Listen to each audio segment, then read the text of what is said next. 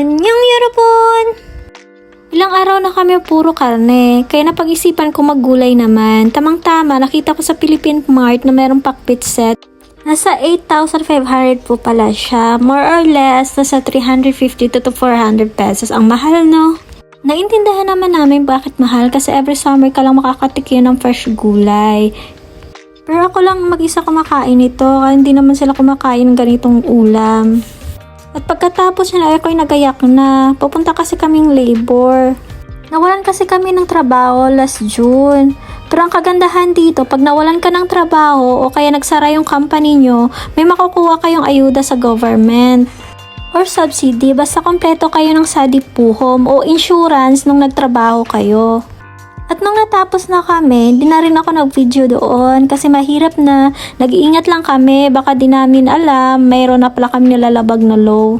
Hanggang nadaanan namin yung maliliit na tindahan. Nakita pa namin yung maraming ampalaya, singkamas, okra. Nagulat kami kasi mostly nakikita lang namin ito sa mga Asian Mart. Kalaki ba naman ng singkamas? Mas malaki pa ata sa ulo ko. Kaya kami, pre-taste lang ng pre-taste. Mababait naman yung ibang Korean. Ang kulit ba naman ang kasama ko? Ayan, subo siya ng subo sa akin. Kahit ano lang pinagkakain. Itong si ate, mabait siya. Mahihain nga lang. Ayaw pakuhaan ng video. Ang lasa niyan, maasim. Ay, tsura ko. Ang daming adyo nagpipila dyan kasi ang mumura ng karne nila. Mostly kasi ng mga tinda dito, mga organic. Maaga pa naman kaya napagpasya naming mamasyal muna at napadpad kami dito sa Nampodong. Sikat ang lugar na ito, maraming turistang pumupunta at dito ginaganap ang Busan International Film Festival. Dito mo rin makikita ang iba't ibang street food. Maraming pamilihan at mura lang kaya dagsa talaga ang mga turista dito. Sa laki nito, lagi kami naliligaw kung saan lulusot. Sadya nakakatakam naman talaga yung mga tinda nila. Ika ko, bago tayo kumain yan, kumain muna tayo ng kanin at may alam ako nagtitinda na sisig sa isang local resto. Habang naglalakad, marami kami nadadaanan ng mga cute na mga tindahan. So ayun, natagpuan na namin at ang bait ng may-ari, marunong mag-English at yung magluluto pala sa kanila, mga Pinoy. Yung in-order pala namin yung sisig at saka yung ribs. Meron din pala sa atin ng ditong San Miguel Beer, kaso mahal nga lang. So ayun, nakita rin namin yung pandesal, kaya nag-order din kami. Abay nung na-serve na natakam kami sa sisig, gawa nang nasa Pinas ako, di ako man lang nakatikim nito sa sobrang kabisihan. Madami at saka ang laki ng serving nila, tipong hindi mauubos ang 2 tao. Kain tayo! Thank you Lord sa blessing!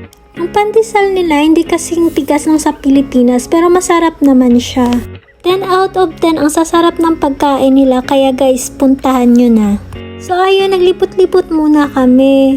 Sasakto naman nakakabukas lang ng tindahan ng kaibigan namin. So ayun, tinulungan namin mag-display ng mga tinda niya. Etong isa nagmo-model-model dyan. Ang mga tinda po pala niya mga original at saka mga class A na mga free love na bag. Dito lang po yan sa looban ng Nampodong. Ayan pala yung FB ni Madam. Contact niya lang siya sa gustong pumunta. At di ko talaga alam kung anong trip ng isang to. Nagmamodel ba talaga o nang buburaot lang? So ayun, pagkatapos mamburaot ay lumayas na kami. Gawa na wala kaming pera pang bili. So bumaba na nga kami dito sa subway. Maraming tindahan din dito at saka maraming nagtatambay ng mga adyoshi at saka mga harabuji. Ako naman yung videohan niya. Kaso yung mga kuha niya, di ko alam kung saan ang gulo na pupunta yung mukha ko.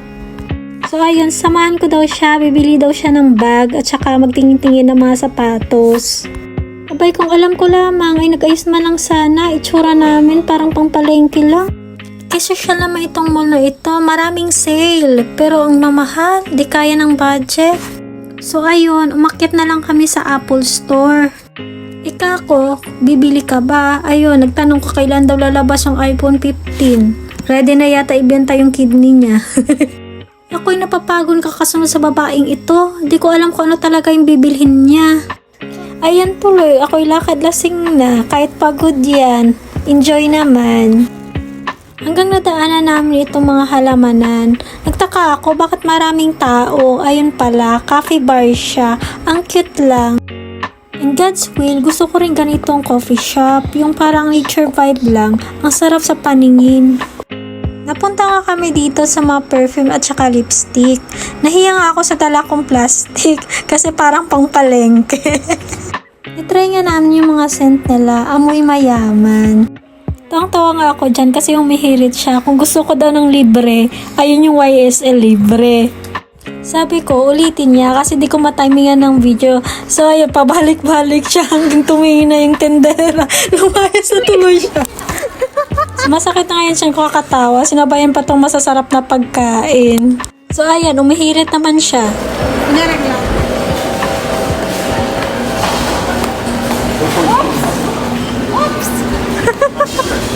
Sabi ko nga, sumuot siya ng pulang stripe na damit, tapos magdala ng kutsilyo, para na siyang si Shaki. Nadaanan nga namin itong mga second hand na phone. Ang mumura lang, yung 12 Pro nila, wala pa yatang 20k ito sa Pinas.